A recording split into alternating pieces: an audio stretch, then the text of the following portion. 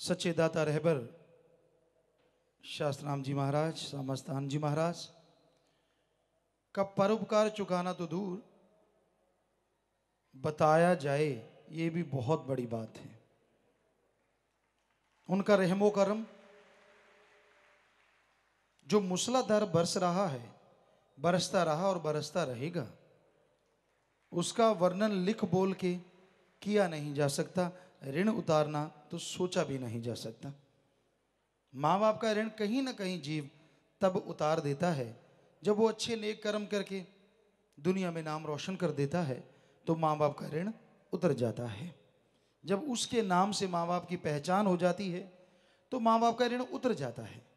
लेकिन गुरु संत पीर फकीर जो मालिक से जोड़ते हैं, अल्लाह मालिक की भक्ति इबादत की चर्चा करते हैं, उनका ऋण उतारना कल्पना भी नहीं की जा सकती। हम तो अपनी बात करते हैं।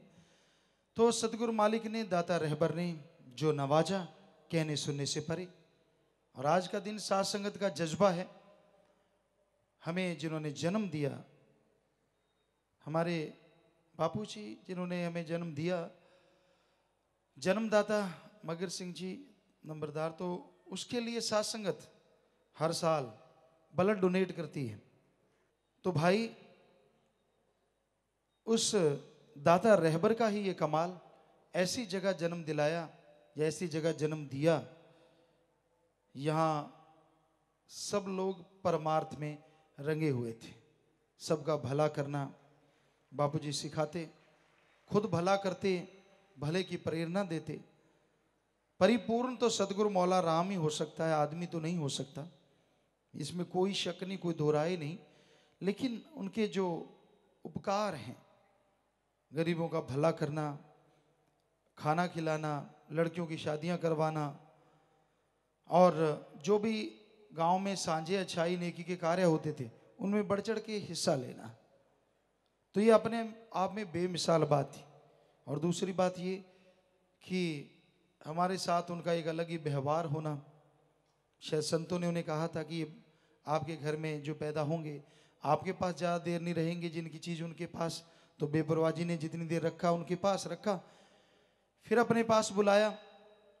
तो किसी माँ बाप को 18 साल बाद बच्चा पैदा हो, बहुत बड़ा घराना हो, और उसको भी ये बता दिया जाए 23 साल तक आपके पास रहेंगे, फिर वहीं चले जाएंगे, तो वो आदमी फट सकता है। लेकिन क्या मजाल, बापूजी ने किसी को भी कभी जिक्र किया हो कि ऐसा होने वाला है या ऐसा होगा। हमें लाड़ बहुत करते, बैराग में आ जाते, रोने लग जाते, बहुत प्यार करते, एक पल भी हमारे को देखे बिना नहीं रह पाते। अगर हम खेत में भी चले जाते, जो हमारा शौक भी था और ज़रूरत भी थी, खेतों में काम करते थे तभी खाना पीना होता था। भाई, बड़े खेत चाहे कितना ही बड़ा हो, जिम्मेदार जानते हैं अगर करेंगे नहीं तो खाएंगे क्या।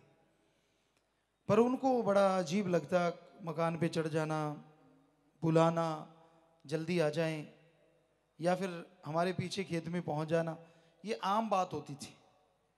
इतना प्यार, इतनी मोहब्बत देना, शायद कहीं ना कहीं ये भी अंदर रहता था कि इन्होंने चले जाना है। बहुत प्यार, उनकी भावना भी ऐसी थी। और दूसरा, जब हम आश्रम में आते थे, शुरू से आते थे, 1972-73 में जब नाम ले लिया था तभी से आते थे। कभी साल में आगे, थोड़ा कम आते थे, छोटे थे, कभी 6 महीने में, कभी 3 महीने में ऐसे आते थे। फिर जैसे जैसे 23वां साल नज़दीक आता गया तो वो आना जाना कई गुना बढ़ गया। हम सेवा करने लगे, कहीं भी कोई सेवा होती सेवा करते, बोरियां उठाते, कई बार आश्रम के चने होते, गेहूं होती तो उसको संभालना, और भी बहुत सारे कार्य जो आश्रम में चलते, फावड़े का कार्य, काटने का, फसल काटने का कार्य, लंगर पहुंचाते, गाड़ी थी तो उस समय कुछ बात और थी। तो इस तरह जो भी कार्य मिलता सेवा किया करते। तो जैसे ही 23वां साल नज़दीक आया तो उनको बोला ही हुआ था, तो वो थोड़ा सा वैराग्य में ज़्यादा आने लगे। हमसे तो कभी कुछ नहीं कहते थे, हमारी माता जी से कहते कि इनको रोका करो, बहुत ज़्यादा जाने लगे हैं, खेत का काम कौन संभालेगा, इतना बड़ा खेत है, बच्चे हैं छोटे छोटे, क्योंकि जो छोटी बेटी है वो तो 1 साल की थी, और दोनों जो बड़े बेटी बेटा हैं वो उस समय शायद 4-5 साल के ऐसे करीब रहे होंगे। तो कि ये बच्चे इनको संभालते नहीं करते नहीं, हालांकि हम जब भी जाते उन बच्चे भी हमारे साथ खूब प्यार था है, और मालिक के वचन है बेपरवाह जी के हमेशा रहेगा उनके वचन। यहाँ आते सेवा करते, 1 दिन 2 दिन 4 दिन 5 दिन जितना भी रुकते। और कई बार ऐसा भी होता कि जैसे 2 दिन लगा के गए, रास्ते में चले जा रहे होते और सोचते यार आज नहीं आना था, तो वहीं से वापस आ जाते। कई बार ऐसा हुआ, गुरुसर मोडिया के पहले गांव है 3-4 किलोमीटर दूर, सूरावाड़ी उसका नाम है, तो हम वहाँ पहुँचते और वहीं से सरसा वापस आ जाते। कई बार शाम को रात को यहाँ वापस पहुँचते। कई बार ऐसा होता कि मजलिस में अभी इतना टाइम पड़ा नहीं यार, दर्शन तो जाके वापस करने दिल कर रहा है, बस आत्मा नहीं मानती, दर्शन करने, तो वहीं से गाड़ी दौड़ाते और यहाँ पहुँच जाते। लेकिन बापूजी को ये मालूम था, और जैसे हमने जब बेपरवाह जी ने आदमी भेजे जहाँ से कि उनको लेके आओ, तो हमने उनको बोला कि भाई अब तो बुलावा है और हमने जाना है, आपको कोई हमने कुछ कहा हो कभी ज़िंदगी में, कभी कुछ बोल दिया हो, क्योंकि हम रोक देते थे हर बात के लिए। जैसे फसल होती तो हम कहते ये नहीं ये करेंगे, क्या माता जी से तो खैर ज़्यादा ही होता था, माँ बाप जैसी बात नहीं थी, बहन भाई जैसी बात होती, लड़ाई झगड़े चलते रहते, छोटे छोटे, ऐसे नहीं कि लंबा चौड़ा कोई काम, जैसे भाई बहनों में प्यार के होते हैं उसी तरह।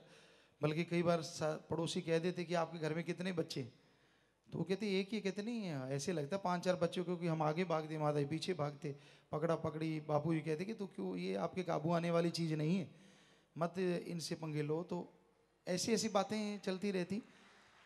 तो उस दिन जब हमने बापूजी को कहा कि भाई टाइम हो गया है और हमने सतगुरु ने बुलाया है, हम तो जाएंगे, तो बापूजी कहने लगे, रोने लगे, बैराग में आ गए, हमारे कंधे पे हाथ रखा, कहने लगे मुझे तो पहले ही पता था, इसलिए तो मैं अब परेशान रहता था कि आप जाओगे, ये तो होके रहेगा। अंदर मेरी आत्मा कहती कि तू क्यों परेशान हो रहा है, ये तो होके रहेगा, जब संतों ने कहा था। पर मन नहीं मानता था कि नहीं जाएं ना, बस मेरी नज़रों से दूर ना होएं, कुछ ऐसा ना हो जाए, बिल्कुल भी एक पल भी दूर ना। जिनके बच्चे होते हैं उनको पता है कितना प्यार होता है, कितनी मोहब्बत होती है, खास करके वो जिनका इतना बड़ा घराना हो और इतने नेक और हक हलाल की कमाई करने वाले। कई बार ऐसा भी होता, सत्संगों के बाद भी हम यहाँ से एक बार शायद मध्य प्रदेश के झाबुआ साइड में चले गए सत्संगे करते करते। वहाँ नंगे लोग रहते थे, राजस्थान के जोधपुर साइड में, कोटड़ा और झाड़ोल तहसील। तो किसी ने बता दिया बाबूजी को, वो घर में रहते थे गुरुसर मोडिया, यहाँ भी कोठी थी, यहाँ भी रहते थे। तो उनको बता दिया कि वो इतनी दूर गए हैं और वहाँ आदिवासी हैं जी, वो नग्न रहते हैं, नशे करते हैं और जहर बुझे तीर मारते हैं, किसी की सुनते नहीं। तो पिताजी तो वहाँ सत्संग करने गए हुए हैं, बस इतना सुनना था। 2-3 दिन लूज मोशन लग गए और खून के लूज मोशन चलते रहे कि हाय, क्योंकि बाप वाली जगह, बाप वाली अपनी, वो इतना बेहद हमसे प्यार करते थे, हम उसका वर्णन नहीं कर सकते। जब हम कहते हैं तड़फने लगे, व्याकुल हो गए, बुरा हाल कि कैसे हो, बस मेरे पास आए सीधे। वो कोई ऐसा कारण बना, क्योंकि परम पिताजी के पास जब आए थे तो ये कहने लगे भाई हम इनके बिना नहीं रह सकते, सारी ज़मीन ले लो, जायदाद ले लो, हमें एक कमरा दे दो, गुरु गुरु कर लिया करेंगे, हमने क्या करना है जब सब कुछ ही यहाँ आ गया, मेरा तो सब कुछ ये है।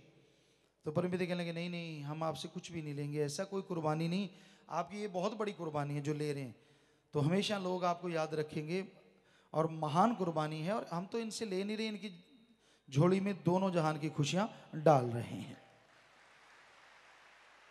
तो बेपरवाह जी से फिर कहा कि जी कभी आ जाया करें हमारे वहाँ 15 दिन के बाद, महीने बाद। बेपरवाह जी कहने कोई बात नहीं, हम कहेंगे, देख लिया करेंगे। तो हम जब वहाँ झाबुआ से या उस साइडों में सत्संग कर रहे थे, तो वो तड़फ रहे थे, ऐसे खून का लूज मोशन लग गए। डॉक्टरों ने देखा है कुछ भी नहीं है, नॉर्मल है, लेकिन अंदर से पता नहीं क्या हुआ, इतना उनके अंदर बैराग्य, रोते। किसी को आज तक, माता जी को भी, किसी को भी दिखाते नहीं थे कि मेरे आंखों में आंसू है। कमरे के अंदर जाते लॉक लगा लेते अंदर से और बस, और बाहर बिल्कुल नॉर्मल होकर निकलते। 2 घंटे 3 घंटे वहीं अपना बैराग्य करना, रोते रहना, तड़फते। तो जब वो ऐसे तड़फ रहे थे तो वहीं से हम सीधे गुरुसर मोडिया आए और पहले ही कहने लगे कि सत्संग हो गई, माता जी को, बच्चों को, कि यहाँ आएंगे संत जी, हमें संत जी कहते, यहाँ आएंगे, सीधे आएंगे। कहने लगे हो ही नहीं सकता, कोई रास्ता ही नहीं है इधर से, वो तो उधर से आएंगे जयपुर साइड से और सीधा सरसा जाएंगे। वो ऐसा कुदरत हुआ कि वाकई उस रास्ते से आए और अचानक हमने कहा कि भी अपने गुरुसर मोड़िया चलना है, वहाँ से होके चलेंगे। और जब वे जैसे वहाँ पहुँचे तो बस बड़े खुश, शाम का टाइम था और रात रुके, तो बस वो ये नहीं होता था कि हमसे कोई ज़्यादा बात करें, तो बस बात आ गए खुश, कोई लूज मोशन नहीं है, खाना सही है, सारा कुछ ठीक हो गया, एक पल में आराम से बाजू सराहने देते और सो जाते। तो माता जी कई बार कहते कि आप तो बड़े तड़फ रहे थे कि भाई आएंगे बात करें, कहते नहीं बस मुझे दर्शन हो गए, मुझे और कुछ नहीं चाहिए, बस आंखों में आंसू भर के सो जाते, पूरी गहरी नींद, कहते अब बस कोई फिक्र नहीं। तो इस तरह एक अलग तरह का प्यार, हमारे सामने आते, कभी कुर्सी पे नहीं बैठते, जोर लगाते। तो साथ संगत भी उस दिन को, जो भी आप आए हैं भागों वाले, दृढ़ विश्वास वाले और एक परमार्थ वाले आप लोग आए हैं, तो बस मालिक से ये दुआ करेंगे कि मालिक आपके घरों में आपके माँ बाप, आपके परिवारों को भी खुशियों से नवाजे भगवान, अंदर बाहर कमी ना छोड़े। जो परमार्थ में ये लोग बढ़ चढ़ के आप हिस्सा ले रहे हैं, कई सत्संगों का फल आपकी झोलियों में डाले, जो ब्लड डोनेट कर रहे हैं, आज सेवा कर रहे हैं, बस मालिक से यही दुआ करते हैं, क्योंकि प्यार उन्होंने हमसे किया, आपने हमसे किया, तभी आप ये मना रहे हैं। तो ये इस घोर कलयुग में कोई आसान नहीं है कोई अपने सतगुरु से, अपने मौला से प्यार करे। यहाँ तरह तरह की हवाएं चलती हैं, काल का देश है, निंदक महानिंदक तरह तरह के हथकंडे बनाते हैं, पता नहीं क्या क्या कहते रहते हैं, क्या क्या बोलते रहते हैं, लेकिन मालिक के प्यारे जैसे आपको बोलते हैं कि ना वो कभी परवाह करते थे, ना कर रहे हैं और ना कभी करेंगे जी। क्योंकि मालिक के प्यार में जो चलता है उसे मालूम होता है कि चाहे कोई कुछ भी कहता है, वो अपनी उसकी मर्जी है और सच सबके सामने होता है। सो भाई राम नाम में आप ध्यान लगाइए, जो परमार्थ कर रहे हैं मालिक बेइंतहा खुशियों से नवाजे। एक बार फिर मालिक से दुआ करते हैं और आप सबको बहुत बहुत आशीर्वाद कहते हैं जी। देश विदेश की तमाम खबरों से जुड़े रहने के लिए सब्सक्राइब करें सच कहूं और बेल आइकन प्रेस करके पाएं हर लेटेस्ट अपडेट सबसे पहले।